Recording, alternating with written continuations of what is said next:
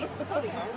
I'm being very trusted, and I beloved 911 members are. I just wanted to make sure. Make sure we protect it. I got you, police.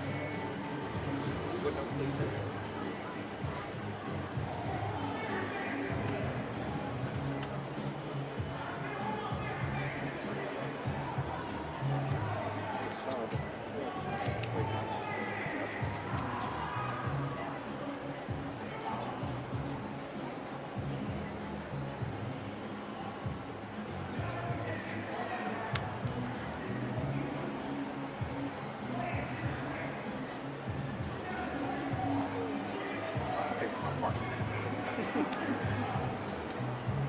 Good evening. I'm State Representative G.A. Hardaway Sr., and I'm joined by our Shelby County Election Commissioner, Benicia Kimbrough, and my fellow colleague, State Representative Antonio Parkinson. The reason for the press conference is that we received several calls from constituents who are concerned that their votes are being miscast in spite of the effort that they make to operate the machines as instructed. So we're going to make this easy. We're going to let Representative Parkinson speak to specific issues that come directly from his conversations with constituents, and then the commissioner will take up some of the technical issues and how our voters can try to protect themselves and what to do if you find that you cannot cast an accurate ballot. Representative Parkinson. I'm State Representative Antonio Parkinson, ANTONIOPARKINSON. Today I got a call that three of my constituents actually tried to cast their votes in two different locations. One constituent is about a little younger than myself, but she also took her mother and her aunt to vote, who are in their 80s. Her experience was at Greater Lewis in Midtown, and when she said she had to press the button 4 times because her vote kept switching from Gloria Johnson to Marsha Blackburn every time she would press the button. And she said the same experience was happening in Raleigh, where her mother and her aunt voted, and when they would press the button, they would switch also. I find this alarming, because you think about, people that go to vote who might miss the fact that their vote switched, and they hit the button to cast their ballot, and they're thinking they cast a ballot for one person, and they ended up casting a ballot for another person. When you hit that cast ballot button, your vote is done. You cannot undo it. This is incredibly alarming because when I got the news of my constituents casting their votes and the votes being switched, I went to my text message to tell my colleagues what I heard, and there's a whole line of text messages that was taking place about this thing happening in other places, throughout Shelby County. So it appears to be a pervasive issue. I want to applaud my colleagues and our election commissioner because we are doing something about it, and we're trying our best to get the word out. Should I talk about the conversation? Yes. I also want to mention that I did reach out to the election commissioner, sent her a text message about these things that are taking place. She called me back. The administrator, I'm sorry, Linda Phillips. And she called me back, and I expressed to her, what I thought was the urgency of the matter, and I asked her what she was going to do to get the word to, the voters, that are in Shelby County. She said she spoke to Channel 3. She said she spoke to Channel 3, and she said she was going to put some stuff on social media. My response to that was, I hope that you will do more, because everybody doesn't, no shade, everybody doesn't watch Channel 3, and everybody is not on social media. And, I hope that the Election Commission will make a bigger effort to get the word out about it about what's happening, because her response to me was that, and I take it for, face value, her telling me, I'm not saying that there was anything nefarious about it, but she said that people need to press the name on the ballot instead of pressing the box on the ballot. So I asked her, well, why is the box on the ballot? And her response was that these are national voting machines and that, they have the box on the ballot. And so I just think that anywhere that you press on the person that you want to vote, whether it's on the box or on their name, you should be able to cast that vote as such. And so that appears to be, and I'm no tech expert, but it sounds like a calibration issue to me. And so I just want to make sure that every single person trying to cast a vote, whether you're Democrat or Republican, that you cast the right vote. But what's interesting about this is that we're not hearing about Republican choices being switched to Democrat. But every case that we've heard has been Democrat choices being switched to Republican choices. And it's also happening on the referendum also. So the same constituent said that they voted in the referendum, they cast their vote, and it was switched to another vote. So I'll leave it at that, and I will let the Commissioner Kimbrough. Good evening, everyone. I'm Commissioner Venetia Kimbrough, VANECIA I'm the ranking Democrat on the Shelby County Election Commission, and I'll also just reiterate that we have received several calls from constituents across the county today. I'd say in about 10 to 12 different precincts I've received reports of some irregularities with the voting machines.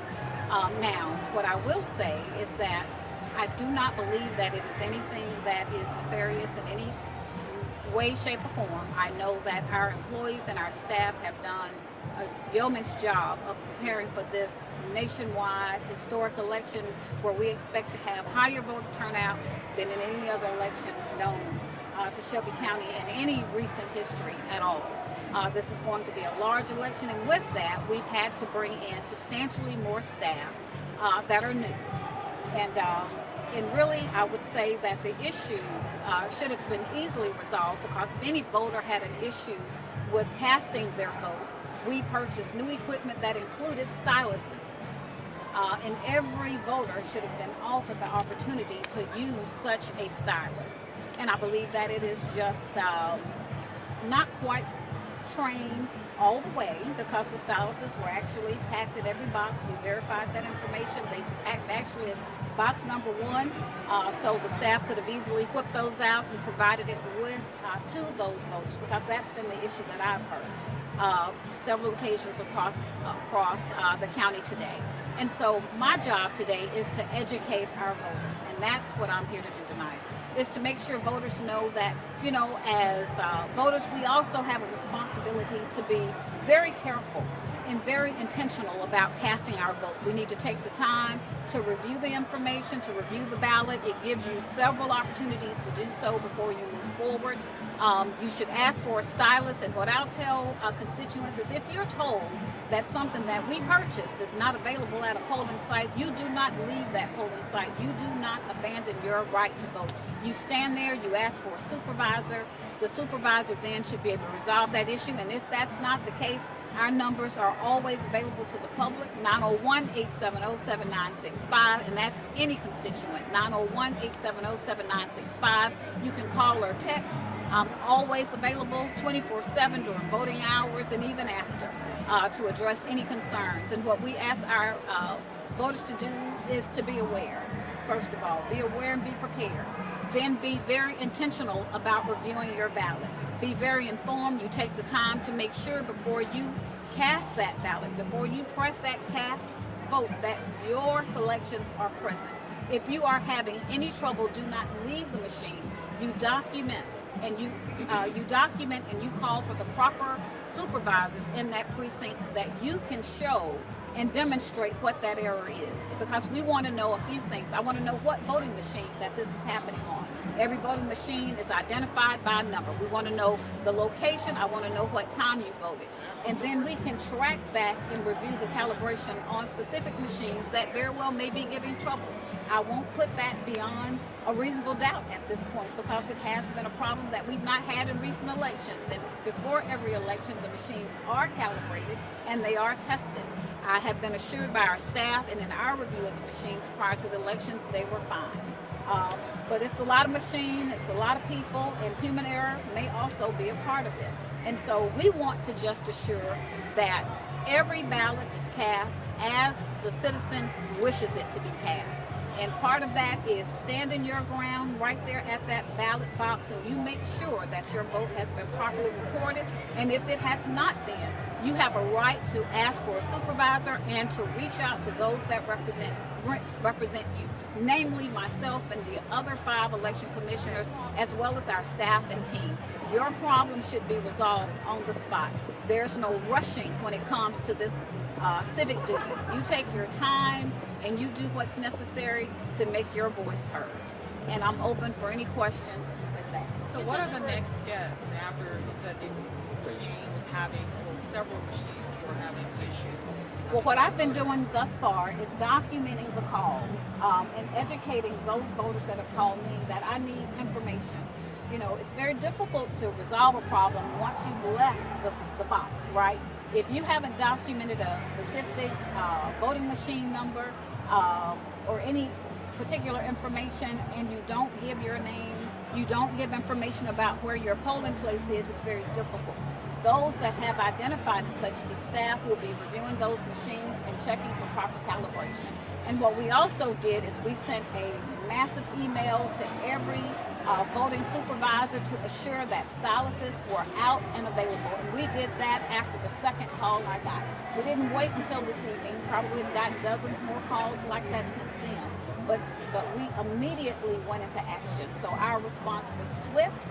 What we also have done is had a video made that will go up on the website, which will demonstrate, you know, because some of our citizens may not see so well, you know, maybe elder, don't quite understand, but what people do is that they learn by visual aids. And so we've prepared a visual aid that's going to be made public for the citizens to watch and understand that pressing with your finger is not the most efficient way because the machines are new and they are highly sensitive, but using a stylus and or pressing on the water bar, which includes the whole name of each and every candidate, would be much more efficient and exacting than the tiny box that's on the left-hand side. You know, because when you press in the box, your finger easily touches 2 spaces, right? Doesn't necessarily place 1, especially some of the ladies that may have nails or other things going on that make it a little bit more difficult. And so, you know, we just really want them to call in, give us your name, don't leave your machine. We want to document what that machine number is and what precinct you're at, and we're sending out our team. We have teams ready to go in all of the areas, so they're zoned out, and so response time is very quick. So there's not going to be a long wait for any of our constituents that are out at the polling places if you have a problem. And you know, this is a civic duty too, right? It's everyone's civic duty to make sure that things are happening and operating as they should. So if you see something or know something, report it. You know, don't walk away from the polling place upset and not feeling vindicated, because we can fix it. We can fix what we know about. But it's up to you all to give us a call and let us know. And that's what I applaud those citizens that called in today. And we are moving in the direction to make corrective action. And personally, I know several of us will be visiting radio stations, news stations. I'll be doing some lives tomorrow and publishing those as well, sharing the video that we have on proper use, and also educating the public about asking for a stylus in order to cast their vote the most accurate way, or using the 4-bar name to press the candidate's name that you wish to vote for. There's 10 to 12 precincts that you got called about. Can you name which ones those are? I cannot, but what I'll do is, if you'll give me a call after this, I'd be happy to pull my list. Unfortunately, I came for 2 reasons and left all of that in my phone, jumped out to be here quickly, and don't even have that information on me. But there are about 10 to 12 precincts, I will say that. These machines were in use for the released the two earlier elections. That is correct. Did you have any complaints? We have had some issues with it, but not to the extent. I'd say maybe one or two calls, mostly from our seniors, are the calls that I received at the last election. But they were easily remedied. We had those constituents to ask for a stylist and/or their aides or assistants to request a stylist be given to them, and they were able to cast their votes just fine. Lower turnout than most two earlier. Absolutely. Much lower turnout than it has been in this election. And I'd say, too, emotions are a bit high and people are much more vigilant. And we want that. We want that in every election. I wish every election got the attention that this election is getting, and that our citizens turned up in record numbers, 19,000 on the first day of early voting. We'll take that any election. Is there a possibility of needing to get new machines? And what Oh no, the machines are not. It's not the machines. The machines have been tried and tested. I personally, and I'll say I'm an attorney by trade, so the inquisitive nature that I had the manufacturers and those that installed our machines. I went through personal training, and personally, I tested those machines. Anything that I thought or had read about that could be done to manipulate those machines, I tried it, and that was not the case. They are standalone equipment. There's no signals that are being transmitted between the machines. We have some of the best equipment in the country at this point in time. And and what we also know is that what we fought for and received is constituents can always cast a hand-marked paper ballot. You can simply pull a paper ballot and write your choices in. You don't have to use the machines. That's every citizen's choice. So if you find that you're not being successful with the marking devices, simply ask for a hand-marked paper ballot and cast your vote. Yes. We have that ability in Shelby County. So it's just a stylus issue. I'd say that the error with how we're pushing our fingers on the equipment using the check marks versus the bar, because the check marks really should be used with the stylus. People's hands slide across it. If you put your hand down and slide, it will change. It will change. You need to be precise. That's right. The equipment is very sensitive, and it's brand new, fairly brand new, and it's doing what it's supposed to do. We just need to use the equipment that it was designed for. The boxes are designed for the styluses. The printed names are designed to use your hand. And so it's just a lack of not enough communication and experience, correct. And we will take, as a Shelby County Commissioner, I'll take responsibility for that. Our public, these are new machines. We need to do more. We need to do more. And we're fighting for, and I'll say this to our county commissioners, a bigger budget, so we can have a bigger staff so that we can do more community engagement and training. We are limited on resources. We do as much as we possibly can, but it's not nearly enough. We need community engagement specialists that this is what they do in mass numbers. And we need the budget to make that happen. So I hope, Mr. State Rep, the two of you are listening, as well as our county commissioners, so they can allocate those dollars for us to get the staffing we need to get our community and our public trained properly. I think one of you mentioned that the Dem choices were being switched to the Republican choices, and someone said that the Republican choices weren't being switched to the Dem choices for the votes. I mean, are you confident that it's just the stylus that's causing that issue, or is that Well, I would say it's the name or placement. are you thinking something else, or? I would say it's the name placement. Both of the names that are Democrats appear above the names that are the Republican candidates, and if you slide your hand down or you press, the calibration of the machines is such that the heat from your fingers will then trigger a switch. Is that unfortunate? Absolutely it is. That one party seemingly is being impacted more than another. But until we get all the reporting is in, I will reserve comment on that, because I know for a fact that the machines are designed to do what the machines are supposed to do. Whether or not we did a good job in providing the proper tools to the public, I will own that, because the styluses should have been out and present No voter should have had to ask for one. They should have been readily available on the tables when a voter walked in, and that in many instances, what I have learned was not the case.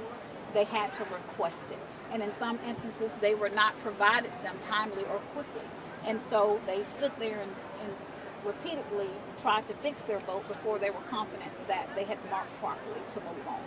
And Let me respond to that also. A couple of things.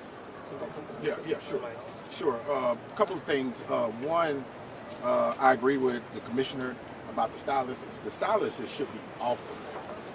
They should be suggested when the voter comes in, so that the voter knows that they can use a stylist. The other thing is, quite possibly, the reason that we're hearing about the Democratic votes being switched is because our Republican constituents don't normally reach out to us. So I don't know if there are Republicans that are having the same problem, and it could very well be, but it's our, members of our constituency that are Democrats that are reaching out to us. So, and I would rather err on the side of that it's possibly happening on both sides, possibly, but the people that I hear from are, trying to cast Democratic votes.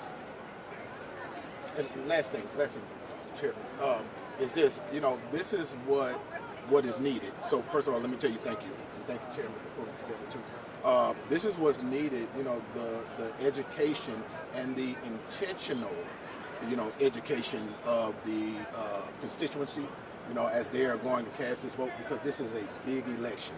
And there are a lot of people that, maybe, and I think Linda said this, people that just only vote in the presidential election. So they may have never even seen these machines before. absolutely. Right? And so this kind of platform is incredibly important, but I think we and it may be a budget issue, that we should be create a runway up to the elections and educating the public and everyone in the technical parts of how do you cast your vote. Thank you. How soon will these issues be resolved, you think? I think immediately. I think that we sent, like I said, a rapid notice to all of the voting precinct supervisors. I'd say about 2:30 this afternoon, the memo went out to them to pull those styluses out of those boxes and make them readily available for the constituents. And so it's just a matter now of it matriculating that information, going from the supervisor to each of the poll workers that are there on site, and eventually the public. Platforms like this, I think I see pretty much all of the news stations here, and so hopefully you all will repeatedly, as a PSA, continue to run at least the soundbite as to what constituents should be using and should use, and we'll also try to hit the radio airwaves. So education is key. And that's what we will continue to do. If it is found that a particular machine is repeatedly giving some error, we'll have those machines pulled and replaced. Tested first, and then if it is found that they are erroneous in nature, having too many issues, we can pull and replace them. We have standby equipment ready to be replaced in a matter of 30 minutes or so at any of the precincts, should that become necessary. We've not seen enough consistent data, one constituent at a precinct or one at another. It has not yet been, a particular precinct has had a plethora of complaints. That's not what we found. It's mostly been one at a precinct, is what I've received. You said 10 to 12 precincts. Do you have a count of the number of machines that were impacted? We don't know, and that's part of the issue. We don't know the machine number because at most instances, the voter, the constituent, had already left the polling place by the time they made the report. So what I advocate for is do not leave the voting place. You stay at the voting place, you stand, you stay, you document, and then you report. Stay, document, report. Do not leave. And that's what will get to the bottom of if there's a particular machine that's giving us issues or not. But I'm certain after all of this, the team is also watching and looking and reporting at the particular precincts. And our tech teams are on the ground as well. Thank you. Thank you all so much. I'm not quite as nice as my colleagues. We appreciate the commissioner being available to do the job that Linda Phillips is being paid to do. Number one is to educate the public upon the use of the machines. Number two is to make sure that all of the tools necessary are available to the voter.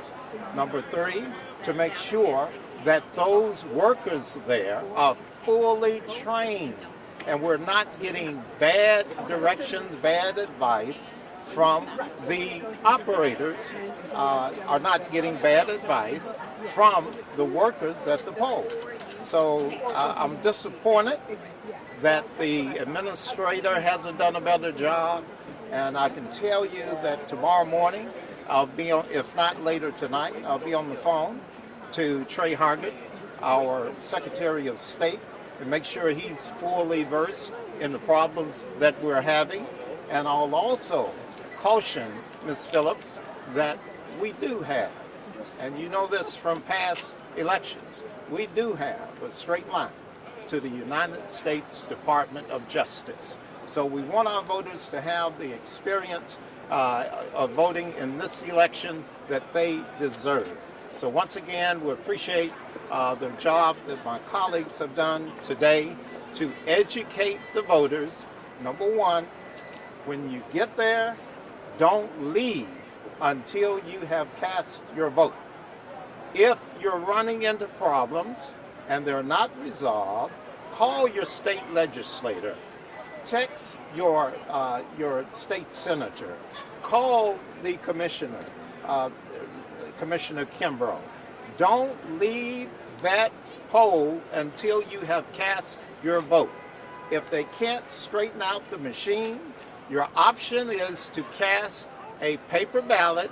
If there are other issues about your registration or anything else, you can cast a provisional ballot. Do not leave until you have cast your vote. And if you have problems that you cannot surmount, call your state representative, call your state senator, or call Commissioner Kimbrough. So thank you all. And once again, thank you, Commissioner, for doing the job that Linda Phillips gets paid to do. And that's to educate the public on how to properly operate the machines. Thank you.